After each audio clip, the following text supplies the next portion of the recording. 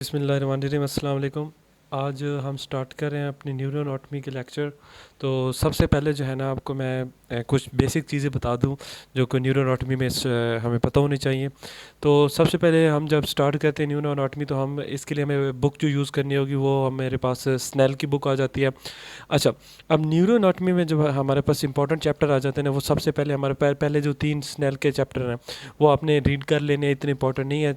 और जो fourth chapter है ना वहाँ से जो है ना टैक्स का चैप्टर है, वहाँ से मैं टैक्स की वीडियो मेरे पास मौजूद है, वो आप देख लें। और जो फिफ्थ चैप्टर है ना ब्रेन स्टेम, वहाँ से जो है ना असल में न्यूरो एनाटॉमी स्टार्ट हो जाती है। अच्छा, फोर्थ चैप्टर बहुत इंपॉर्टेंट है। पहले आपको बता दूँ कि कौन कौन से जो न्यूरो के चैप्टर इंपॉर्टेंट है। तो स्नेल की बुक से आपने चैप्टर मैं आपको बता देता हूँ। जो हमारे पहले 3 चैप्टर है ये आपको बस रीड करने हैं, ठीक है, इसलिए मैंने यहाँ पे क्रॉस लगाई। ये ज़्यादा इंपॉर्टेंट नहीं है, बस इसके आपने क्लिनिकल वगैरह रीड कर लेना है। जो फोर्थ चैप्टर है ना, ये हमारे पास spinal cord ascending descending tracts है, ठीक है। तो ये बहुत ज़्यादा इंपॉर्टेंट, अगर मैं कहूँ कि इसकी कितनी वेटेज इस चैप्टर को मैं दूँगा तो 20%। 20% चांसेस है कि इसमें से या प्रॉफ में क्वेश्चन है, ठीक है। ब्रेन स्टेम वाला जो चैप्टर है इसकी डायग्राम बहुत इंपॉर्टेंट है, बहुत ज़्यादा ये क्वेश्चन आते हैं ब्रेन स्टेम के। डिफरेंट पॉन्स, मेडुला और मिड ब्रेन वगैरह की डायग्राम आती है। सेरिबेलम और सेरिबेलम के कनेक्शन में जो है ना सिर्फ आपने जो है ना सेरिबेलम के जो कनेक्शन होते हैं वो आपने रीड करने हैं। ये सिर्फ रीड वाला चैप्टर है। सेरिब्रम वाला जो है ना ओस्पी के लिए बहुत ज़्यादा इंपॉर्टेंट है, ठीक है। अच्छा, फिर हमारे पास चैप्टर आ जाता है चैप्टर नंबर 8। ये भी आपके ओस्पी के लिए इंपॉर्टेंट है, ठीक है, इतना खास ऐसा ये इंपॉर्टेंट नहीं है। Reticular formation and limbic system, ये आप फिजियो में भी पढ़ोगे, ये इंपॉर्टेंट चैप्टर है, ठीक है। तो ये आप फिजियो के साथ इसको कर लेना, तो अगर फिजियो के साथ कर लोगे अच्छी तरह से यहाँ पे करने की आपको ज़रूरत नहीं पड़ेगी, ठीक है। बेजल न्यूक्लियाई भी आप फिजियो में ये 2 चैप्टर करोगे तो ये आप दोनों फिजियो में हो जाएंगे। क्रेनियन नर्व, क्रेनियन नर्व वाला चैप्टर आप अच्छे से फिजियो कर लो तो आपको ज़रूरत ही नहीं है यहाँ पे पढ़ने की, ठीक है। यहाँ पे क्रेनियन नर्व आपने पढ़नी है तो उसके न्यूक्लियाई याद करें कि कौन सी नर्व का न्यूक्लियस, कितने न्यूक्लियस होते हैं, किधर किधर होते हैं, ठीक है। अच्छा, फिर हमारे पास जो इंपॉर्टेंट चैप्टर है ना, बहुत ज़्यादा इंपॉर्टेंट, ये हमारे पास आ जाते हैं। ये थैलेमस हाइपोथैलेमस, ये भी आप फिजियो में पढ़ोगे, ये खाली रीड करने वाले चैप्टर है, इतने इंपॉर्टेंट नहीं है। अच्छा, इसके क्लिनिकल, थैलेमस के क्लिनिकल और सब डिवीजन और कनेक्शन, ये 3 चीज़ें याद करें। हाइपोथैलेमस के में आपने क्लिनिकल और उसकी कम्युनिकेशन याद करनी है, बाकी आप चीज़ें छोड़ सकते हैं। ऑटोनॉमिक नर्वस सिस्टम आप फिजियो में पढ़ लेना, यहाँ पे आप इसको भी छोड़ सकते हैं। मेनिंजेस वाला चैप्टर बहुत इंपॉर्टेंट है, इसमें 2 से 3 एमसीक्यूज लाजमी आते हैं, ठीक है। अच्छा, इसके बाद हम स्टार्ट करते हैं कि चैप्टर नंबर 16 जो है वेंट्रिकुलर सिस्टम और सेरेब्रोस्पाइनल फ्लूइड, बहुत बहुत बहुत इंपॉर्टेंट है। ऐसा हो ही नहीं सकता कि इसमें क्वेश्चन ना आए, इसमें लाजमी क्वेश्चन आती है, इसको 30% इसकी वेटेज है, ठीक है। अब इसके बाद ब्लड सप्लाई वाला चैप्टर को भी जो है ना, इसको हम ये बहुत इंपॉर्टेंट है, ये मैं कहता हूँ वेंट्रिकुलर सिस्टम से भी ज़्यादा इंपॉर्टेंट है, इसको 40% इसको वेटेज दी गई है, ठीक है।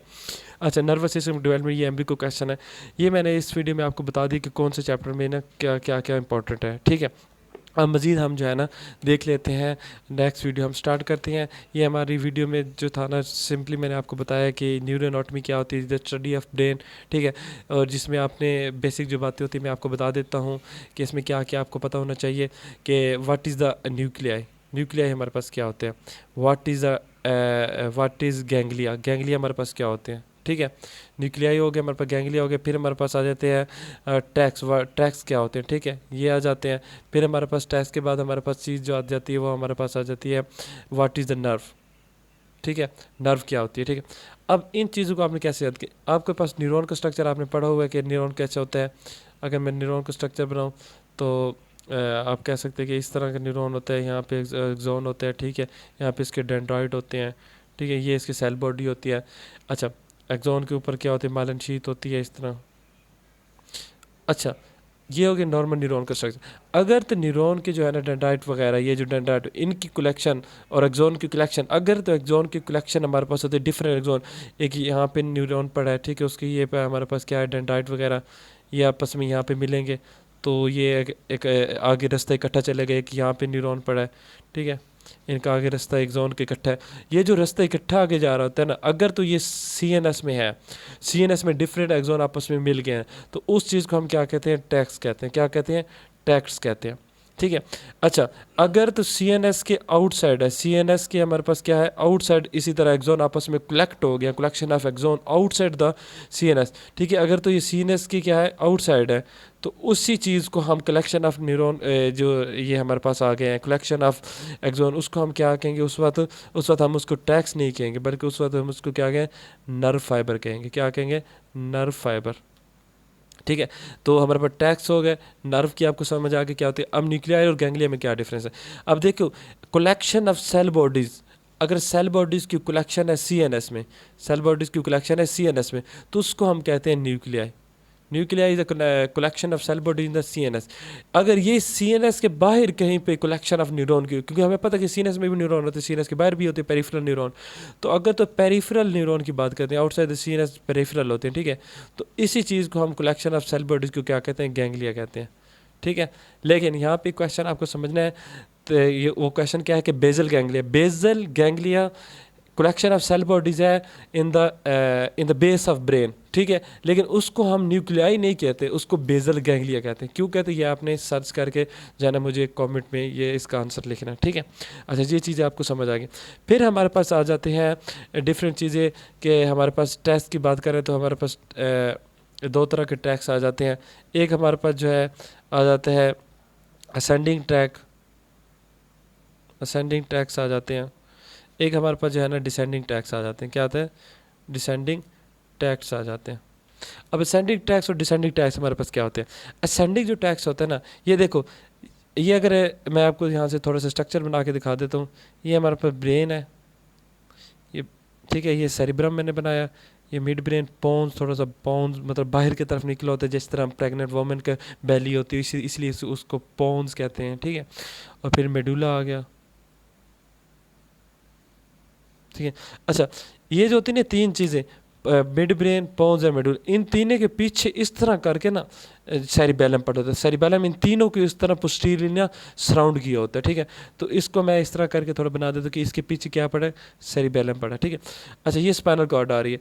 अब कोई बंदा कोई पर्सन है, उसका सिग्नल जो है ना असेंडिंग ट्रैक्स के जरिए आ रहे हैं। इसका क्या मतलब, इसका मतलब है पेरिफेरी में कोई चीज़ हुई, किसी ने कोई हाथ के जरिए कोई चीज़ टच की, वो सबसे पहले सिग्नल नर्व फाइबर लेके आएगा स्पाइनल कॉर्ड में, ठीक है। स्पाइनल कॉर्ड से फिर वो अगर ऊपर की तरफ असेंड करते हैं, ठीक है, तो ऊपर की तरफ जो असेंड करते हैं उसको कहते हैं असेंडिंग ट्रैक्स। और ये ट्रैक चूंकि पेरिफेरल से सेंट्रल नर्वस सिस्टम की तरफ जा रहे हैं, इसलिए इसको कहते हैं सेंसरी ट्रैक। तो हमारे पास असेंडिंग ट्रैक्ट क्या होता है, सेंसरी ट्रैक्ट होता है। डिसेंडिंग ट्रैक क्या होता है कि ऊपर जो ब्रेन जो इन्फॉर्मेशन हमारे पास है ना, ब्रेन इन्फॉर्मेशन देते हैं, यहाँ पे ब्रेन आया, उसने इन्फॉर्मेशन दी लिम्स को या मसल वगैरह को, ठीक है, मसल वगैरह या लिम्स किसी चीज़ को कोई मूवमेंट कराए, कोई भी इन्फॉर्मेशन दी ब्रेन ने, ठीक है, उसको हम चूँकि वो ब्रेन एक मसल को सिग्नल दे रहे हैं, आगे मसल काम कर रहा है, तो इसलिए डिसेंडिंग जो सिग्नल होते हैं वो मोस्टली क्या होते हैं, हमारे पास मोटर होते हैं, ठीक है। तो डिसेंडिंग ट्रैक मोटर और असेंडिंग ट्रैक ऑलवेज सेंसरी, ठीक है। अच्छा, ये हमारे पास समझ आ गई। अब जो होता है ना असेंडिंग ट्रैक्स, अगर मैं उठाता हूँ तो ये हमारे पास मज़ीद दो टाइप के हम पढ़ते हैं इसको। बेसिकली फिजियो और एनाटॉमी, फिजियोलॉजिकल और न्यूरोनाटमी की बात करें तो दो तरह के होते हैं। एक होते हैं DCML। क्या होता है, DCML। DCML का क्या मतलब होता है, dorsal column medial lemniscus system, ठीक है। एक होता है interior lateral AL tract, interior lateral tract and DCML tract, ठीक है। अच्छा, इंटीरियर लैटर में जो है ना मज़ीद हम कहते हैं इसको इंटीरियर, अच्छा इसका दूसरा नाम भी है, इसका नाम है स्पाइनोथैलमिक। इंटीरियर लैटर का क्या मतलब है, इंटीरियर स्पाइनोथैलमिक एंड लैटर स्पाइनोथैलमिक। इसकी मज़ीद दो इंटीरियर लैटर ट्रैक मज़ीद दो टाइप का हो सकता है, इंटीरियर स्पाइनोथैलमिक एंड लैटर स्पाइनोथैलमिक का, ठीक है। अच्छा, यहाँ पे जो है ना जो मैंने ओवरव्यू दिया था कि किस तरह हमारे पास ये चीज़ें आ जाती है। फिर हमारे पास एक चीज़ आती है फैशिकुलस। क्या आती है, what is fasciculus and what is lemniscus. ये मैं वो चीज़ें बता रहा हूँ जिसको आपको पता नहीं होगा, तो आप न्यूरो नॉट भी शुरू करेंगे तो आपको काफ़ी ज़्यादा मुश्किल होगी, ठीक है। तो मैं आपको टर्मिनोलॉजीज बता रहा हूँ, ठीक है। एक होता है लेमिनिस्कस, ठीक है। एक हमारे पास ट्रैक्स आ गया।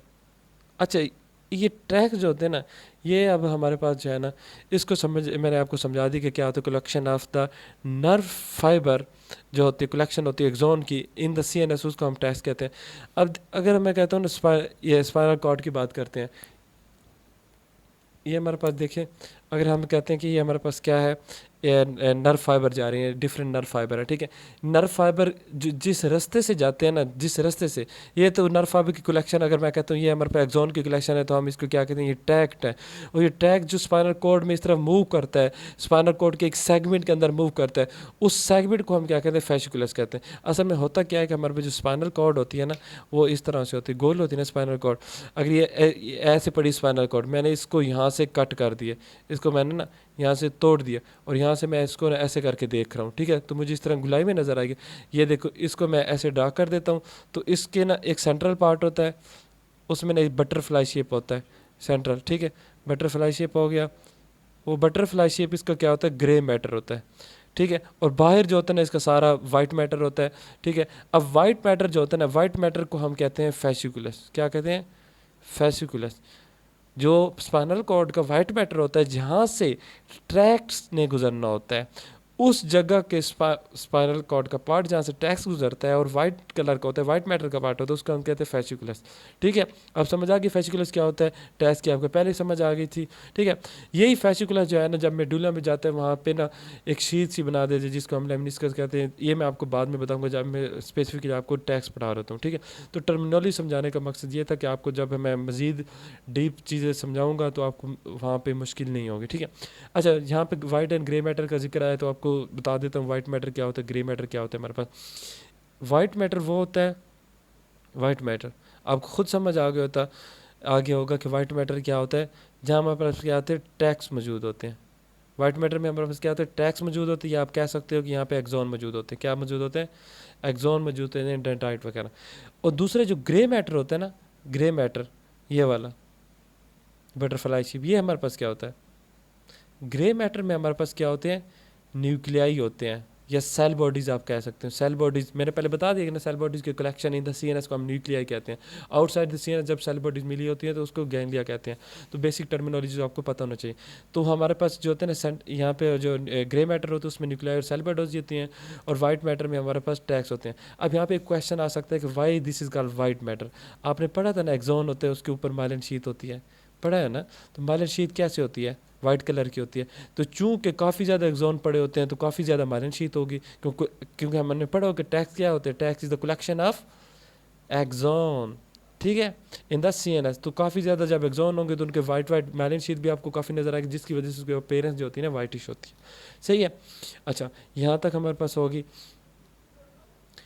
फिर जो है ना, हम ब्रेन के बात मैंने पहले आपको बता दी कि अगर ब्रेन के स्ट्रक्चर को हम देखते हैं तो हमारे पास क्या होता है, सबसे पहले हमारे पास होता है सेरिब्रम होता है, जो उसके ऊपर होता है। उसके नीचे बेस में जब देखते हैं तो मिड ब्रेन होता है, फिर पोन्स होता है, फिर मेडुला होता है। मिड ब्रेन, पोन्स, मेडुला होता है, फिर वो स्पाइनल कॉर्ड में कन्वर्ट हो जाता है, ठीक है।